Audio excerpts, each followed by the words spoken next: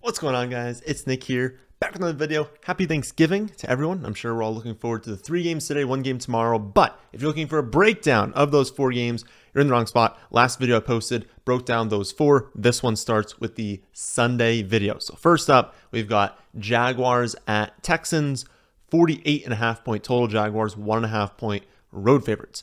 For the Jaguars, Trevor Lawrence had a really good game last week, though a lot of that was due to 2 rushing touchdowns, which could happen again, but is like fairly unrepeatable. If we're expecting 2 rushing touchdowns, the odds are neither one of them is coming from Trevor Lawrence. But the matchup is also tough, but the Texans have also been like really good. So it's like you've got Trevor Lawrence, who's been very, very up and down this season in a bad spot.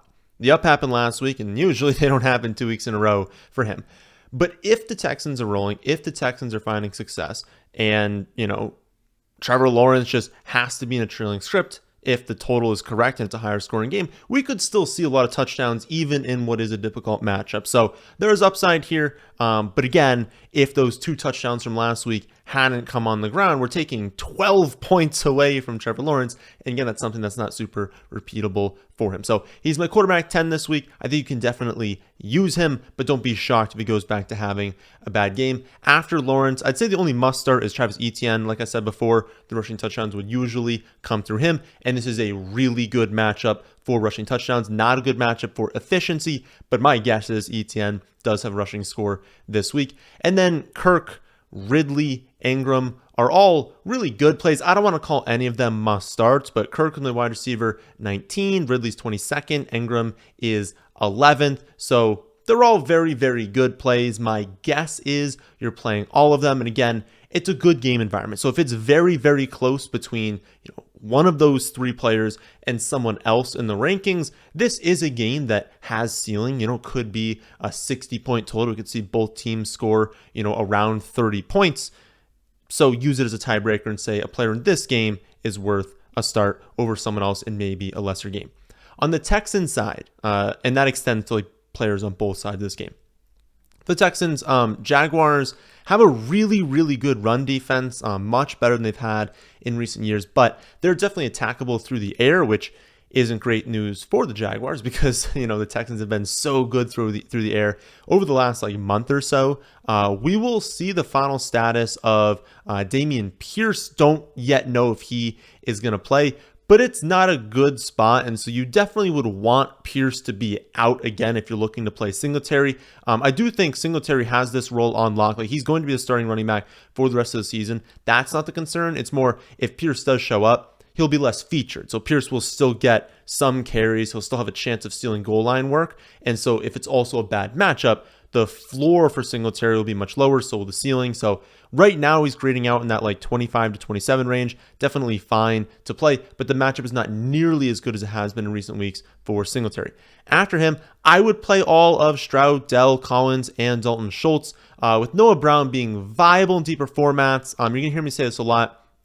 It's a full 16-game slate, right? We have all 32 teams playing this week. You have no one on bye. So unless you have a ton of injuries, my guess is for those of you in 8, 10, 12 team leagues, you probably don't have to go to Noah Brown. You probably have a few players that are better starts. But if you're in a deeper format, if you're in a 12-team league with 3 wide receiver spots, maybe in that 3rd wide receiver spot, you can use him because, again, like I said, this offense is rolling and Noah Brown has a really strong role. But again, that's only if he plays. Obviously, sit the other ones and don't play the backup wide receivers if he is out. Next up, we have Steelers at Bengals, very low. 34.5 point total. Steelers 1 point road favorites.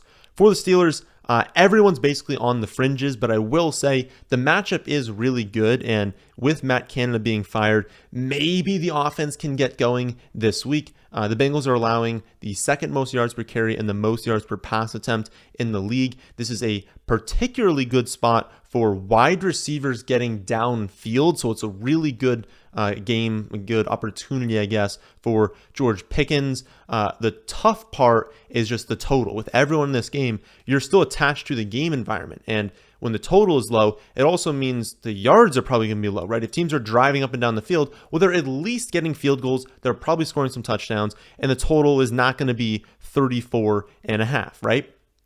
when we have these low total games, it means there's probably a lot of punts, probably a lot of stalled drives. And so if everyone is attached to that game environment, it's just less likely that someone goes out there and has 100 in a score. Much less likely anyone has 2 touchdowns. I mean, these teams might only score 1 or 2 touchdowns in total. So not a good game environment. Don't go crazy here. But the matchup is pretty good for Steelers players. I would probably play Najee and Warren as low-end running back 2s. I'd probably use Pickens and Deontay in the flex spot. I guess more ideally that wide receiver 3 spot if you have that. Again, all 4 have really good matchups. All 4 have enough talent plus opportunity to produce really good stat lines in this game. I would just not call anyone a must start, and I wouldn't feel bad benching any Steelers players. For the Bengals, only must starts are Chase and Joe Mixon. It's honestly wild that I'm only projecting Chase as around like the wide receiver 7 or 8, depending on the format.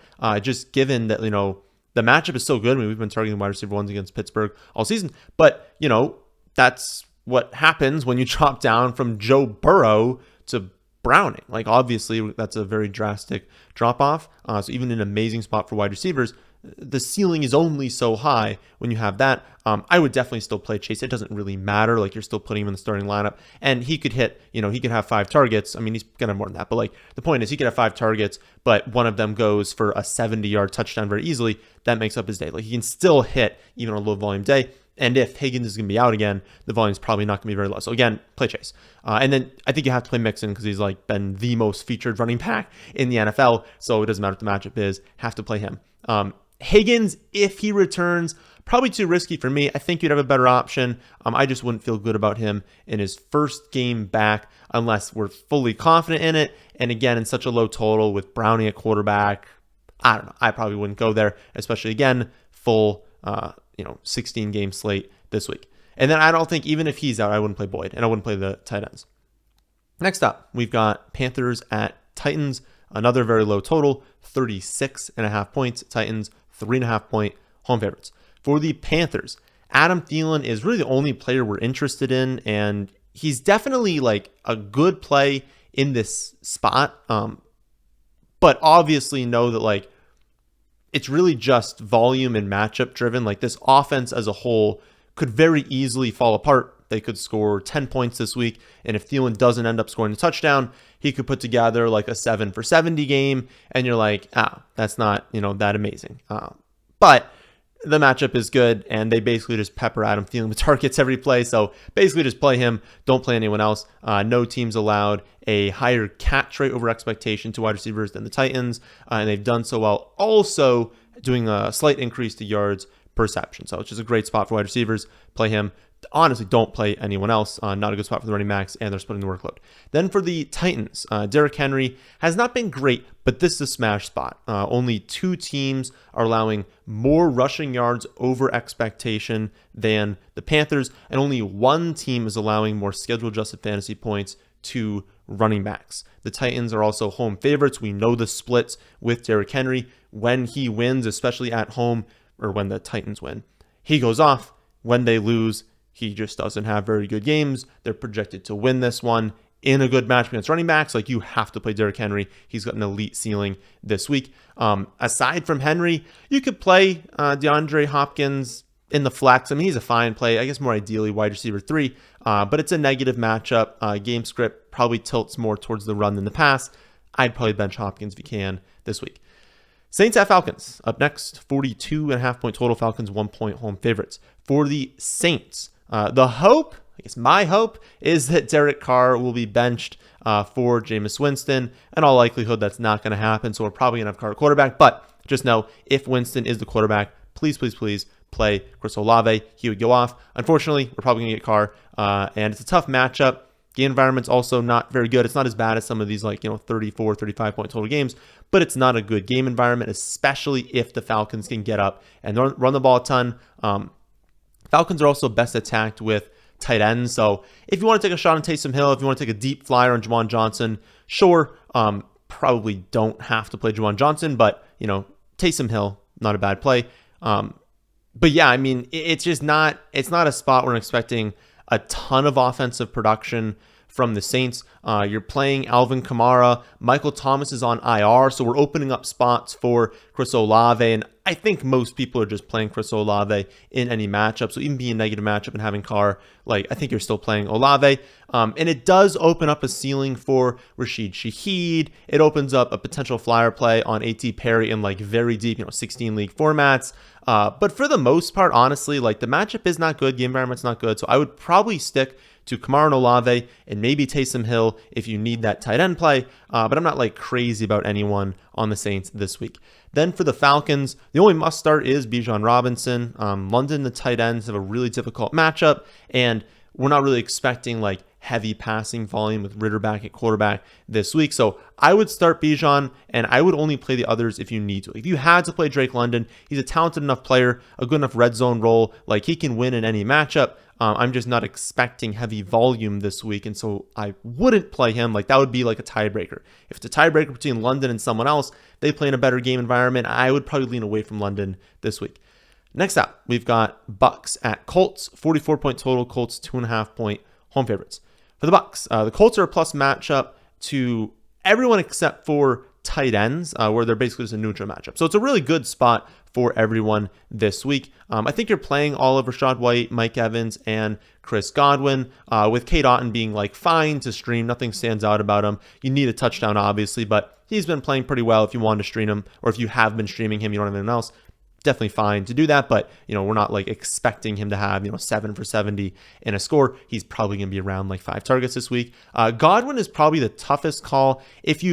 Whatever you've been doing is honestly what I would continue to. If you've been benching him, the spot is good, but it's not good enough to where like I think he's going to have way more volume than he's been getting. And so if you've been benching him, I think it's fine to keep him on the bench. If you've been starting him, I don't see a reason in this matchup to bench him. He should see around 7 or 8 targets. We should expect him to catch around 5 or 6 of them. That sets him up for like a 5 for 60, 5 for 70 type day. And then he needs a touchdown. The touchdowns haven't been happening, but he's plenty involved in the red zone. They're going to happen eventually. So I think I would play him. But again, don't be like, oh, I haven't been considering him before. Now I'll throw him in the starting lineup. If you haven't been playing before, you don't need to play him now. But I would play Mike Evans, definitely.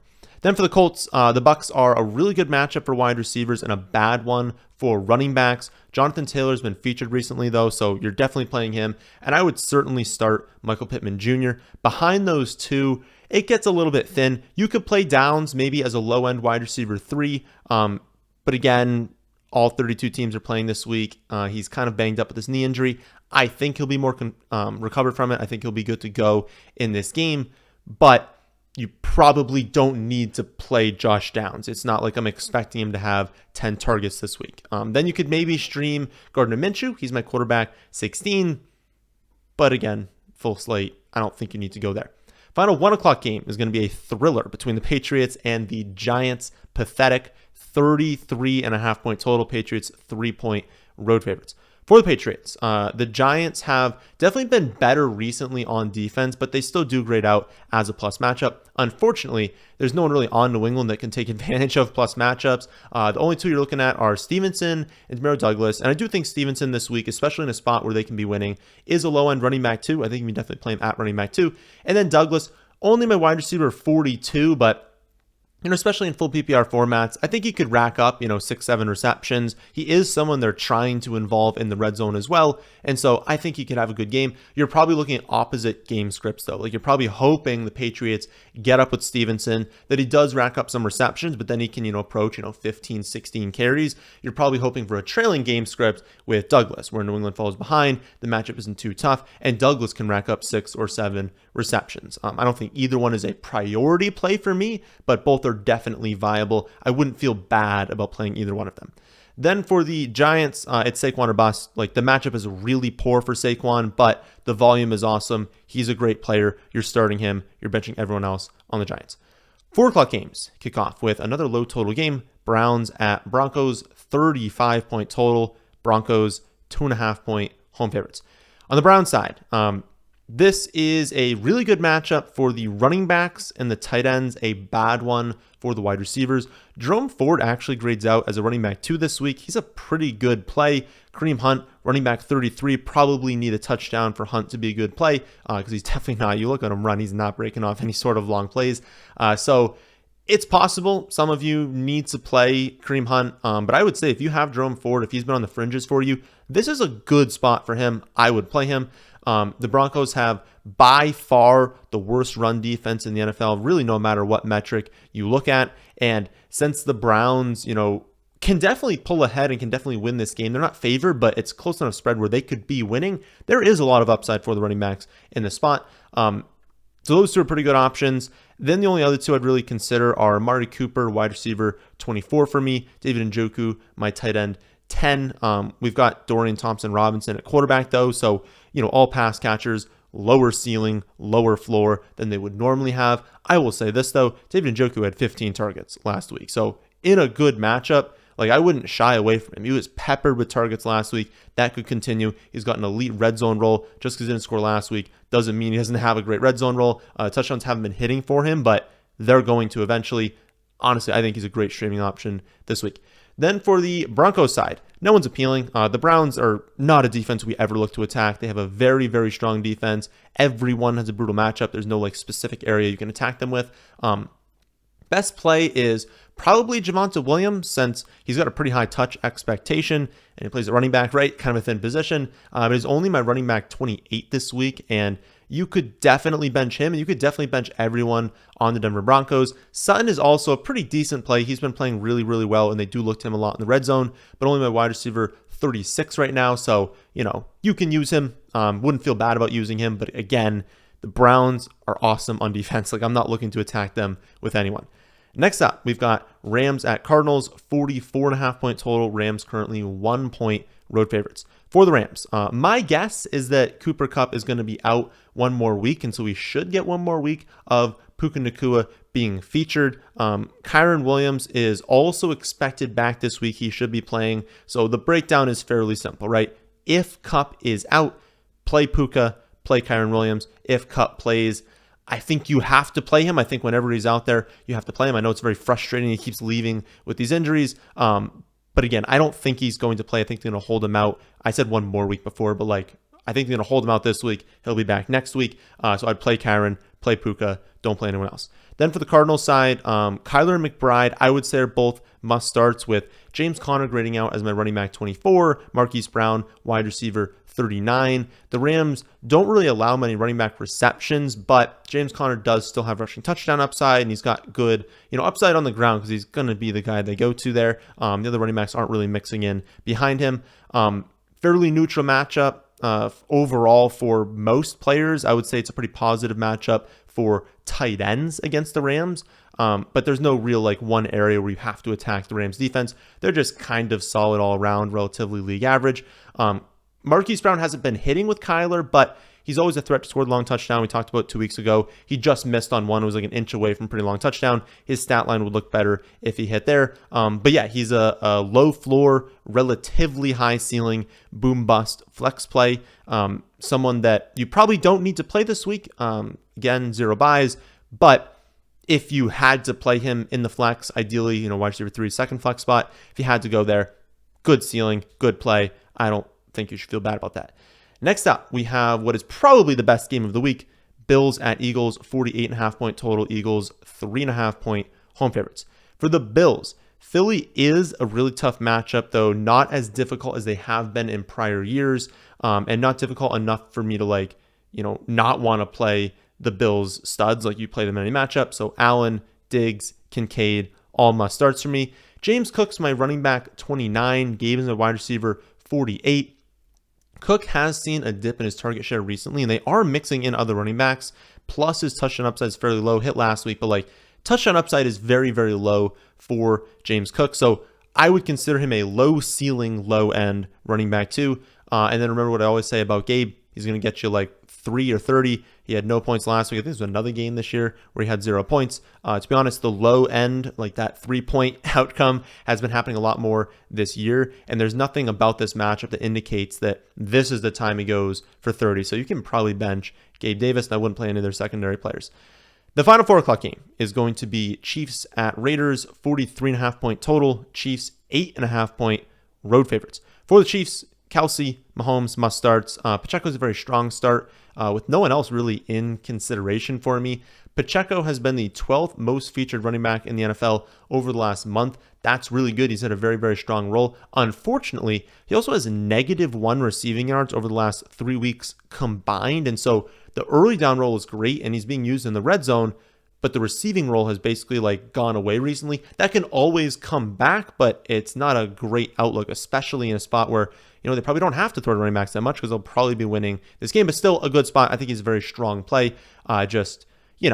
Not a massive ceiling for Isaiah Pacheco. Also, I know some people are going to ask about Justin Watson. He had 11 targets on primetime. Seemed like every play they were throwing to him. I just don't trust any KC wide receiver. Any of them could have a decent game, but none of them are probably going to see significant volume. I wouldn't be shocked if Watson went back down to 5 targets, and it took him 11 targets, to have 5 for 50 in the touchdown, right? So I wouldn't play any of their wide receivers until someone starts to consistently earn that target share. One game from Watson is not enough for me to start him. Then for the Raiders, brutal matchup. The Chiefs have been a really strong defense this season. Only 3 teams are limiting yards per reception more to wide receivers, and only 2 teams are limiting catch rate more. And so you could argue that KC is the toughest matchup for opposing wide receivers. So Adams is definitely the only one I would play, and it's only as a low-end wide receiver 2 this week. So bench Myers, bench Mayer. I would say Jacobs has to be started every week just given the volume you're expecting. But yeah, when you do out the projections for Adams, I have over a 31% target share projected. Still doesn't grade out well because the Chiefs defense is that good.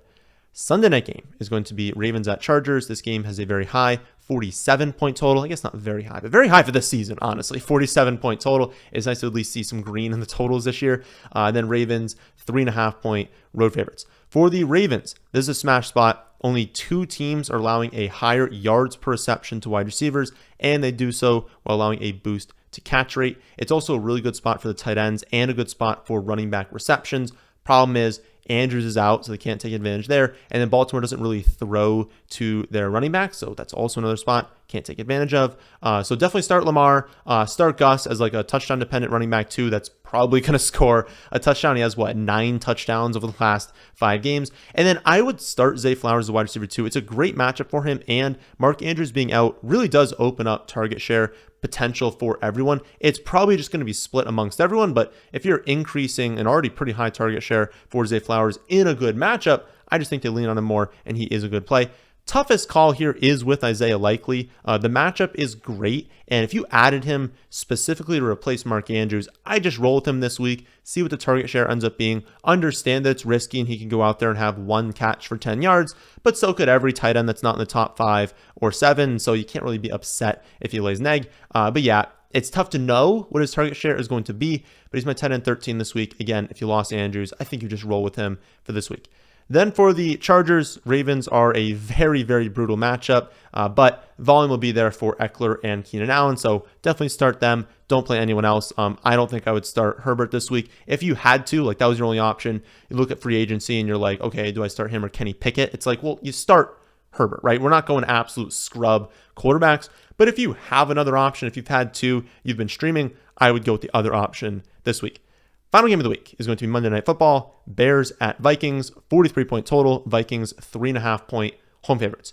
For the Bears, we will see what the status of D'Onta Foreman is. Matchup is really, really poor. Only 3 teams limit yards per carry more than the Vikings, and the Bears are road underdogs, which is not good for running backs, especially when they don't catch passes. And so let's watch the status of Foreman. Hopefully, we know that before Sunday, because you have to start your other options on Sunday. If we don't know his status going into Monday night, or I guess on Sunday, when the other games start, if we don't know the status of Foreman, I would not play Foreman, and I probably wouldn't play any of their running backs. If Foreman is out and we know that, Herbert would be a pretty strong play, so you could use him at running back too. But again, we'd have to know the status of Foreman, and you have to understand that it is still a very difficult matchup. Aside from the running backs, wide receivers and tight ends do have a plus matchup, and so I'd start Fields, I'd start DJ Moore, I'd start Cole Kmet, and I would probably just bench everyone else. No one else sees really good volume.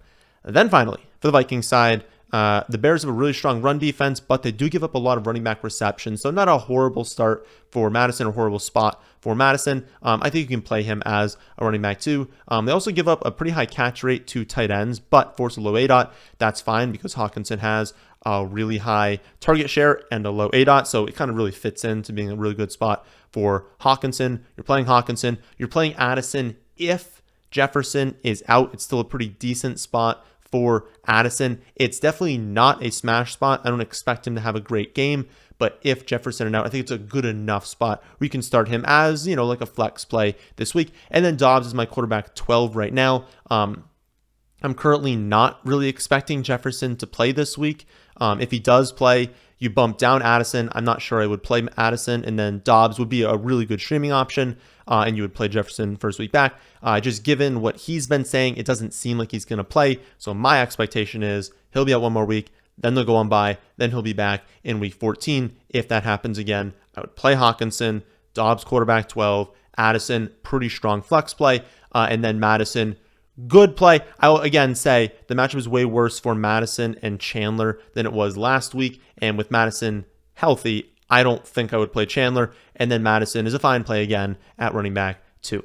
So that is a breakdown of every single game this week. You can see my exact rankings and projections on my website, thefantasyfootballadvice.com. You can also see all of my underdog picks and all of my DK projections for free this week, since I'm not going to be doing the underdog videos. This is the last video of the week. Again, if you want to play on those sites, those are free on my website, thefantasyfootballadvice.com. So that was it for this one. Hope you all did enjoy. If you did, how about hitting the like button? How about subscribing to the channel if you're new here? Thanks for watching.